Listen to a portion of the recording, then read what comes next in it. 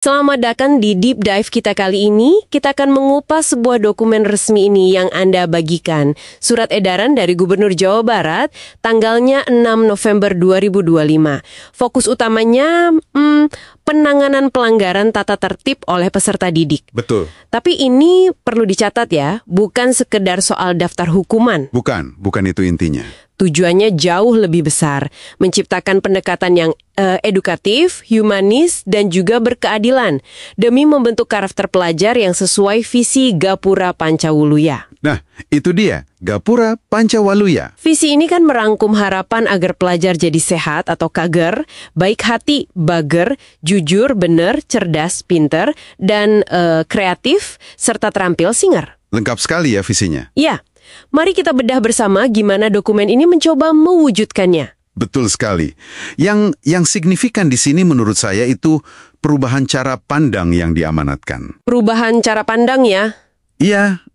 Dengan landasan hukum dari berbagai undang-undang, peraturan pendidikan, perlindungan anak juga, surat edaran ini mendorong kita semua untuk melihat penegakan tata tertib itu bukan lagi sebagai momen ngasih sanksi aja, gitu. Oh, oke. Bukan cuma hukumannya apa gitu. Bukan, tapi sebagai bagian integral dari proses pendidikan dan pembentukan karakter itu sendiri. Ini pergeseran yang fundamental sih. Oke. Mari kita lihat fondasinya kalau gitu. Surat edaran ini menetapkan 6 prinsip utama ya, yang jadi pegangan sekolah. Ada 6 prinsip. Ada edukasi, artinya sanksi harus jadi pembelajaran. Terus humanis, menghargai martabat anak. Penting itu. Berkeadilan tanpa diskriminasi. Restoratif, nah ini, fokus pada pemulihan hubungan. Iya, restoratif. Lalu, partisipatif, melibatkan orang tua dan guru BK. Terus yang terakhir, proporsional. Jadi sanksi harus sepadan, tidak berlebihan. Proporsional, iya. Mengapa ini penting untuk Anda perhatikan?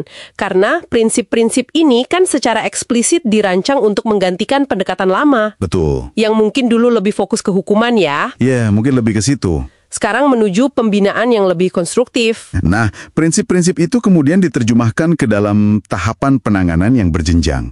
Ini bukan sekedar daftar loh ya, tapi sebuah alur. Berjenjang ya, ada tahapannya. Iya, dirancang secara logis. Dimulai dari intervensi yang ringan dulu, seperti teguran lisan oleh guru. Itu tahap 1. Oke, teguran lisan dulu. Terus, kalau belum efektif, meningkat ke teguran tertulis dan pemanggilan orang tua. Nah, di sini guru BK mulai terlibat. Itu tahap 2. Guru BK masuk di tahap kedua. Iya, kalau masih juga, masuk ke intervensi edukatif.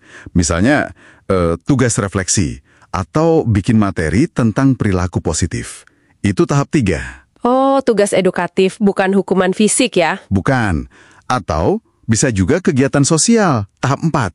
Misalnya ikut bantu kebersihan sekolah atau kegiatan kemasyarakatan, membangun kontribusi positif. Jadi alih-alih langsung ke sanksi berat, ada upaya perbaikan yang sifatnya mendidik dulu ya? Tepat sekali. Baru setelah itu, kalau memang diperlukan, ada konseling intensif oleh guru BK. Konseling ya? Bahkan bisa dirujuk ke psikolog kalau memang dirasa perlu. Itu tahap 5. Sampai ke psikolog juga ya opsinya? Iya, skorsing pun ini menarik. Dibatasi maksimal 3 hari. Hanya 3 hari? Dan harus disertai tugas pembinaan karakter. Itu tahap 6. Jadi bukan sekedar libur di rumah. Wah, menarik ya, skorsing tapi ada tugas pembinaannya. Dan kolektif oleh Dewan Guru. Keputusan bersama ya? Iya, dan harus konsultasi dulu dengan Dinas Pendidikan. Ini tahap 7. Salah satu opsi yang disebut, dalam kondisi sangat khusus ini ya, adalah pembinaan bela negara bekerja sama dengan TNI.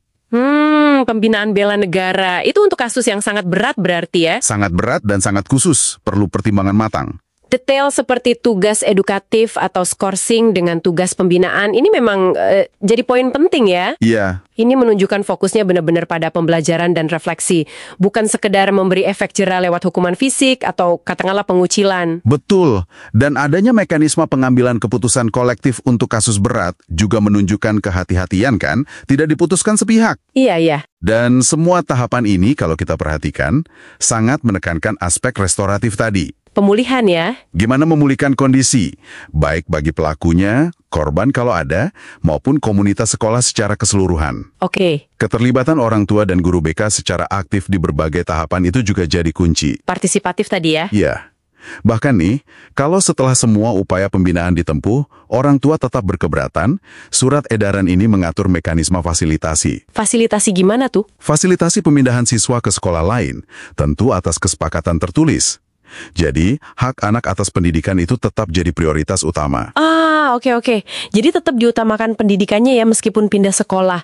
Lantas, ini kan perlu kerjasama banyak pihak ya. Bagaimana pembagian tanggung jawabnya biar semua ini berjalan? Nah, dokumen ini juga menggariskan itu dengan cukup jelas. Ada peran masing-masing. Siapa saja tuh? Dinas Pendidikan dan Kemenak itu tugasnya sosialisasi, supervisi, dan monitoring. Oke, level atas ya. Iya. Terus, pengawas sekolah, mereka mendampingi sekolah binaannya. Kepala sekolah, ini penting, memastikan tata tertib disusun partisipatif dan menjamin tidak ada kekerasan di sekolah. Kepala sekolah punya tanggung jawab besar ya? Betul. Guru diharapkan jadi teladan dan mengedepankan dialog. Dan terakhir tapi sangat vital, peran orang tua. Orang tua ya? Mendukung pembinaan di rumah yang selaras dengan apa yang dilakukan di sekolah. Jadi, ini semacam ekosistem yang saling mendukung. Sebuah ekosistem ya? Oke. Tapi ada pertanyaan penting lagi nih yang juga dijawab dokumen ini. Apa itu? Bagaimana kalau pelanggarannya itu sudah masuk ranah pidana? Oh ya, kalau sudah berat sekali ya. Misal kekerasan atau yang lain. Misalnya, tindakan yang mengancam keselamatan jiwa atau kehormatan. Nah, surat edaran ini menegaskan penanganannya wajib sesuai hukum positif yang berlaku. Harus sesuai hukum? Artinya, ya perlu koordinasi dengan aparat penegak hukum, polisi misalnya. Oke. Namun yang digarisbawahi lagi, proses hukum itu harus tetap dalam koridor perlindungan hak-hak anak. Tetap mengutamakan hak anak. Iya, sesuai prinsip pendidikan dan keadilan restoratif tadi.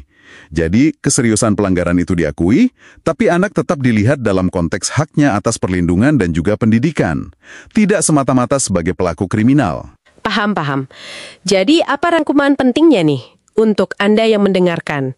Surat edaran ini bukan sekedar aturan biasa ya. Bukan sekedar kertas. Tapi ini sebuah peta jalan, sebuah panduan bagi institusi pendidikan di Jawa Barat untuk menangani disiplin siswa dengan cara baru, fokusnya pada pembentukan karakter utuh tadi, Gapura Pancawaluya. Betul. Mengedepankan keadilan restoratif dan pendekatan yang manusiawi. Ini upaya sistematis untuk beralih dari budaya menghukum ke budaya membina. Iya, sebuah pergeseran yang signifikan. Sebagai penutup mungkin, mari kita bawa pulang satu pemikiran ini untuk direnungkan oleh Anda semua ya. Silakan. Gini, jika pendekatan yang terstruktur, bertahap, dan restoratif ini benar-benar dapat diimplementasikan secara konsisten dan merata ya, di seluruh sekolah. Jika benar-benar jalan gitu ya. Coba Anda bayangkan potensi dampaknya itu seperti apa. Bukan hanya pada iklim belajar dan hubungan di dalam sekolah itu sendiri. Tapi juga lebih luas ya. Tapi juga pada cara pandang masyarakat kita secara lebih luas. Terhadap apa? Terhadap disiplin, terhadap pembinaan karakter, dan ujung-ujungnya terhadap masa depan generasi muda Indonesia. Menarik sekali. Apa ya kira-kira yang akan berubah? Itu mungkin jadi pertanyaan reflektif untuk kita semua.